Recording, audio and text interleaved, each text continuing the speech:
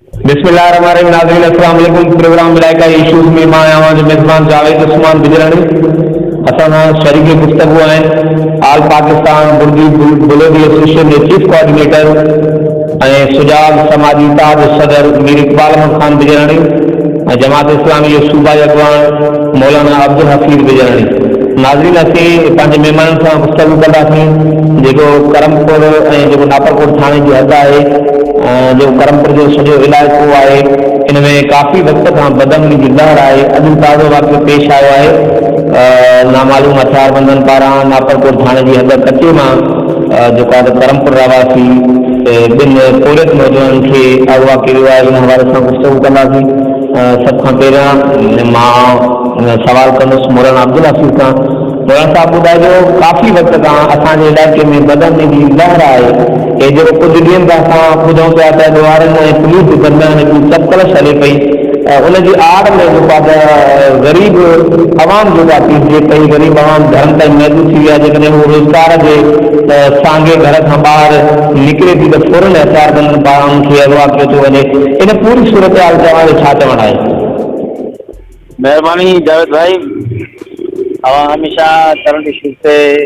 राब्तो कंदा रहंदा आहियो। सभ खां पहिरीं त बुनियादी ज़िम्मेदारी अमन अमान जी उहा सिंध सरकार जी आहे। असांखे त हैरत थिए थी त एॾनि वॾनि हादसनि एॾनि वॾे नुक़सान खां पोइ बि सिंध सरकार इन खां लाइनी ऐं के लाइट जी मसइले खे वठी रही आहे, जॾहिं त इहो संगीन मसइलो आहे। तव्हां ॾिठो त कुझु ॾींहं पहिरियां ऑपरेशन जे नाले ते कुझु पुलिस वारा हुया वीचारा, उहे शहीद थी विया। उनखां अॻु में बि काफ़ी शहीद थी विया। ऐं इन वाक़े खां पोइ धाड़ेलनि जंहिं नमूने सां फतह ऐं कामयाबी जा जशन मल्हाया, सॼे सोशल मीडिया ते इहा ॻाल्हि वायरल थी, सॼे मुल्क हिन खे ॾिठो। हेसि ताईं त वज़ीर आज़म हिन जो नोटिस वरितो। वज़ीर आज़म जेको आहे वज़ीर दाख़िला खे चयो, वज़ीर दाख़िला हिते अची करे मुलाक़ातूं कयूं वज़ीर अला सां त तव्हां अमन अमान जे क़याम जे लाइ जेके फ़ौज चाहियो, रेंजर्स चाहियो, हर तव्हां सां ताउन करण लाइ तयारु आहियूं। पर तव्हां ॾिठो त नी सॼे माहौल खे पीपुल्स पार्टी जी हुकूमत बिल्कुलु ईअं इग्नोर करे छॾियो ऐं उनखे बिल्कुलु कंहिं अहमियत का न ॾिनी, बल्कि इहो चई वज़ीर दाख़िला खे वापसि कराए छॾियो त असांजी पुलिस जेको आहे उहो सभु कुझु जॾहिं त हुन पुलिस जो हाल इहो आहे त तव्हां अंदाज़ो कयो त हिन वाक़े खे अॼु महीनो खां 25 हफ़्तो गुज़री चुको आहे त असां अॼु ऑपरेशन कयूं था, सुभाणे ऑपरेशन कयूं था। यानी इन सभी दिलासनि मां इहा ॻाल्हि ज़ाहिर आहे ॿियारी माण्हू महसूसु कई आहे। हिन जो पाणी कचे विया आहिनि, हिन वटि कुझु बि न आहिनि ऐं हे ख़ुदि चाहिनि था त सिंध जा माण्हू बदअमनी में रहनि। यकीन कयो, इहो असांजो इल्ज़ाम न आहे बल्कि इहा हक़ीक़त आहे। जॾहिं बि पीपुल्स पार्टी जी हुकूमत ईंदी आहे, सिंध बदअमनी जी भर चढ़ी वेंदी। इन करे हू चाहिनि था त सिंध जा माण्हू बदअमनी जे बाहि में जलंदा रहनि, सड़ंदा रहनि, परेशान हुजनि ऐं इहो धाड़ेलनि जे अॻियां वॾेरनि जे अॻियां यरमाल रहनि, ताकी बआसानी असां वटि असां इनखे हासिलु कयूं ऐं हिन खां उनखे मजबूत करे उनखां वोट वठूं। इन करे असां हिकिड़ो वरी ख़ासि तरह वज़ीर आला सिंध खां तालबु था कयूं, आख़िर ही माण्हू खां छो ईअं नाइंसाफ़ी करे रहिया आहियो? माण्हू तव्हांखे मैंडेट ॾिनो आहे, उन मैंडेट जो तव्हां जवाबु इहो था ॾियो त माण्हू खे अमन अमान थी न ॾियो। हाणे असांजो करमपुर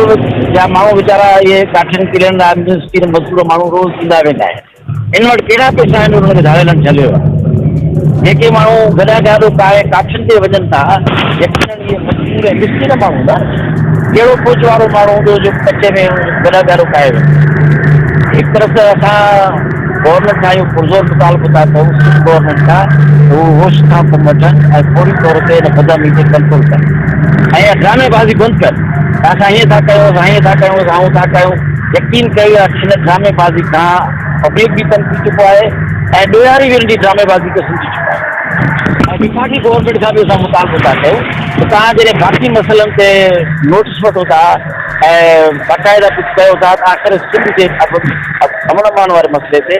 तव्हां हरूभरू छो ख़ामोश आहियो? तव्हां पाण मुदाख़लत कयो, तव्हां पाण अचो ऐं हिते वाच कयो तव्हांजा नुमाइंदा अचनि आख़िर ही छो बदली जे घर माण्हू खे चाढ़े इन करे असां सफ़ाकी हुकूमत खां सूबाई हुकूमत खां पुरज़ोर मुतालबो था कयूं त सुधारा होशियार कमु वठो ऐं असांजे इलाइक़े खे थी मेरे इक़बाल सां माशाल्लाह असांजे इलाइक़े जा आम सियासी अॻवान आहियो अमां हिन वक़्तु जेको आहे त ऑल पाकिस्तान बुर्दी बुलेदी एसोसिएशन जे प्लेटफॉर्म तां काफ़ी सरगर्म आहियो काफ़ी इलाइक़नि में हुनजा अक्सर दौरा असां ॾिसंदा रहंदा आहियूं ऐं ताज़ो ई तव्हांजो जेको कोच आहे हुनजी घर सां ॿिनि पठाणनि खे जेको आहे कुझु ॾींहं पहिरियां आवा कयो वियो ऐं पुलिस करमपुर पुलिस हथबंदी तकरार में हुनजो केस बि न वरितो आहे करमपुर पुलिस जो चवणु आहे त इहे जेके पठाण हुआ इहे नाटकोट थियण जे हद में आवा थियनि अॼु वरी साईं ताज़ो वाक़ियो पेश आयो आहे करमपुर रावासी बड़ादारी सवार ॿ कोड़ नौजवान हुआ पंहिंजे गुज़र सफ़र लाइ काठियूं करण कटे तरफ़ वञी रहिया हुआ त ॿिनी नौजवाननि खे अगवा कयो वियो आहे इन पूरी सूरत हाल ते असांजो छा चवणु आहे? महिरबानी जावेद उस्मान जीअं असांजे मौलाना अब्दुल हफ़ीज़ साहब फरमायो त सिंध गवर्नमेंट सिर्फ़ु तमाशो थी ॾिसे सिंधी माण्हू मां त हिकिड़ी ॻाल्हि में थोरो इख़्तिलाफ़ कंदुमि मौलाना साहिब सां मौलाना साहिब जो त मैंडेट बि सिंधी माण्हुनि हिननि खे ॾिनो आहे पर मां ई चवंदुसि त मैंडेट सिंधी माण्हुनि हिननि खे न ॾिनो आहे तंहिंजे करे ई सिंधी माण्हुनि खां इंतकाम था वठनि त भले इहे माण्हू दरबदर हुजनि ऐं इहे माण्हू जंहिं असांखे वोट न थियो आहे हीअ आया आहिनि चोर दरवाज़े खां जंहिंजे करे ई हिननि खे सिंधी माण्हुनि जी का अहमियत कोन्हे न पंहिंजे इलाइक़नि में न सिंधी माण्हुनि जो ख़्यालु आहे न अवाम जो ख़्यालु आहे सो तव्हां ॾिठो पाण त हेॾो वॾो सान्यो थी वियो पुलिस वारा चई इन मामले ते जेको आहे उहो टीवी ते जाते काथे तबसरा पियल आहिनि ऐं हाणे बि रुगो पूरियूं ख़बरूं हलाइनि था रोज़ टीवी चैनल ते त असांजो झाड़ियुनि सां मुक़ाबिलो जारी आहे त 20 ॾींहं थी विया आहिनि गिरफ़्तार कयो आहे या हिकिड़ो धाड़ेल हिननि ज़ख़्मी कयो आहे घुट धाड़ेल हिननि मारियो आहे सॼो पूरो ड्रामो जेके हिननि खे उतां हाणे बजट रिलीज़ थी आहे उहा बजट बि रुगो वेही विराए खाइनि था पिया कमांडोज़ जा 200 सिपाही कमांडोज़ कराची खां रहियूं उन्हनि ग़रीबनि जो इहो हाल कयो जो उन्हनि खे गड़ी तेगे जे बंद ते रहायूं ऐं उन्हनि खे मानी ॿियो हथु चाढ़ाए ॾिनो जेके हुननि जे लाइ हुननि जे मैनिफेस्टो में लिखियलु आहे त तव्हां हिननि खे मिनरल वाटर पीआरींदो एतिरा ट्रेंड जेके हुया उहे सिपाही हूंदा आहिनि ऐं उन्हनि जो इहो असरु थियो जो मूंखे जेका ख़बर पई त उन्हनि खे मक़ामी जेके उतां जा माण्हू छो जो तेगाननि में सभु को ॾियारी त न आहिनि शरीफ़ माण्हू जेके उते हुया उन्हनि पंहिंजे घरां उन्हनि खे मानियूं पचाए उन्हनि खे खारायूं आख़िर उन्हनि खे खणी वञी क्लोज़ करे छॾियऊं लाइन में अलाए कहिड़े ज़िले में वञी उन्हनि खे रायूं सॼो ड्रामो थो हले कोई ऑपरेशन कोन्हे कोई जेको आहे कंहिंखे रिलीफ जो को आसिरो कोन्हे इहा ई वजह जो कचे वारे धाड़े में या पके वारे धाड़े में पुलिस असांखे कुझु कोन अञा जेको आहे ॾोहनि ते ज़ोर वधाए छॾियो आहे रोज़ किथां माण्हू खजनि था असांजी त ॻोठनि में इहो हाल आहे जो 11 12 माण्हू जो टोला मोटरसाइकिलनि ते रोज़ किथां बकरी खणनि था किथां रिढ खणनि था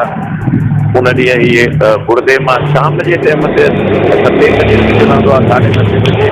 8 बजे हू उतां रवाना थिया आहिनि त इहे करमपुर ऐं गुर्दे जे विच में हितां अॻुवा थिया आहिनि मां हिते जो सां ॻाल्हायो आहे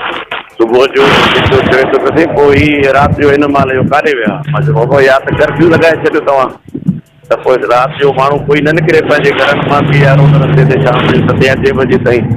जेको असांखे ॿुधाए वियो बाबा हिन जो मतिलबु इहो आहे न तव्हां कर्फ्यू लॻायो पोइ जेको निकिरंदो पुलिस खे इतलाह करे पास ॾेखारे पोइ निकिरंदो हाणे हाल इहो आहे त कोई बि पंहिंजी हक़ क़बूल करण जे लाइ न तयारु न एसएचओ करमपुर चवे थो त मूं वटि ॾोह थियो आहे न एसएचओ नाफरकोट चए थो मूं वटि ॾोह थियो आहे हाणे आख़िर असां माण्हू दाह ॾियूं त कंहिंखे ॾियूं असां ऑल पाकिस्तान बुर्दी बुलेदी एसोसिएशन जे प्लेटफॉर्म तां हिकु ॿ दफ़ा असांजी SP साहब सां मुलाक़ात थी आहे मुंहिंजी। मां SP साहब खे तजवीज़ ॾिनी, मूंखे चए तव्हां तजवीज़ मूंखे तजवीज़ मुंहिंजो इहा गुज़ारिश आहे तव्हांखे, अगरि तव्हांखे ॾोह कंट्रोल करणा आहिनि त तव्हां हिननि जा जेके सहूलियतकार आहिनि उन्हनि खे पकड़ियो, जेके सॼो ॾींहुं तव्हां असांजे अॻियां वेठा आहिनि। को करमपुर जी भर में वेठो आहे, को गदकोट जे पासे ते वेठो आहे, को ठुल जी भर सां वेठो आहे, मुख़्तलिफ़ थाणनि जे पके ते वेठा आहिनि। तव्हांजी सॼी पुलिस खे तव्हांजे हिते खे ख़बर आहे त ही कहिड़ा कहिड़ा हिन जा सहूलियतकार आहिनि, उन्हनि खे पकड़ियो। जॾहिं उहे माण्हू जेके माण्हू 10-10, 12-12 जो टोलो कचे मां पके ते अचे थो ॾोह जे इरादे सां, ऐं उनखे अगरि उन राति को वारो नथो लॻे, को वारदात नथा करे सघनि, त उहा राति पके में सहूलियतकारनि वटि रहनि था, ऐं उहो ॾींहुं बि सॼो उन्हनि सहूलियतकारनि वटि रही वरी ॿी राति ते वारदात करे ॾियनि था। त उन्हनि खे पकड़ियो अथऊं। इहा ॻाल्हि तव्हांजी सची आहे। बसि हिन ते बि असां सोचूं था पिया ई था कयूं, त इहो रुॻो सोचींदा रहंदा ऐं माण्हू इहे अॻुवा थींदा रहंदा। मां राति पंहिंजो मिनिस्टर साहिब सां बि ॻाल्हायो, मीर शबीर अली ख़ान सां बि, उनखे बि मां इहा ई गुज़ारिश कई साईं, बंगुलाणियुनि जे रोड ते ॾोह कोन थो थिए पियो, देगाणनि जे रोड ते ॾोह कोन थो थिए पियो, सिर्फ़ु करमपुर वारे रोड ते ऐं तव्हांजे इलाइक़नि में जेको आहे उहो ॾोह रोज़ु ॾोह थियनि था, हिकु ॾींहुं न। हाणे बि ॿ माण्हू अॼु राति बि करमपुर जा माण्हू पइजी विया, मिस्कीन मज़दूर माण्हू काठियुनि करण वारे माण्हुनि वटि छा निकिरंदो, इहे कहिड़ा पैसा ॾींदा। तो हाल कोन्हे बाबा, ऐं असां ऐं या मौलवी साहब हर को असांजो बि त चवणु आहे गवर्नमेंट खे या चूंडियल नुमाइंदनि खे, हाणे उहे जहिड़ो हाल करनि, अवाम जो हाल ॾाढो बुरो आहे। शरीफ़ माण्हू हिन इलाइक़े में लॾ पलाण जे लाइ तयारु थी वियो आहे, शरीफ़ माण्हू रहण लाइ बि तयारु न आहिनि। बड़ी महिरबानी मीर इकबाल अहमद खान बिजरानी, मौलाना अब्दुल हकीम बिजरानी, जेका करमपुर जे भर पासे में जेकी हलंदड़ कदम बि आहे उन हवाले सां पंहिंजो नुक़्ता नज़र पेश कयो। वरी कंहिं ॿिए प्रोग्राम में वरी कंहिं ॿिए मौज़ू ते मिलंदासीं। तेसिताईं अल्लाह हाफ़िज़।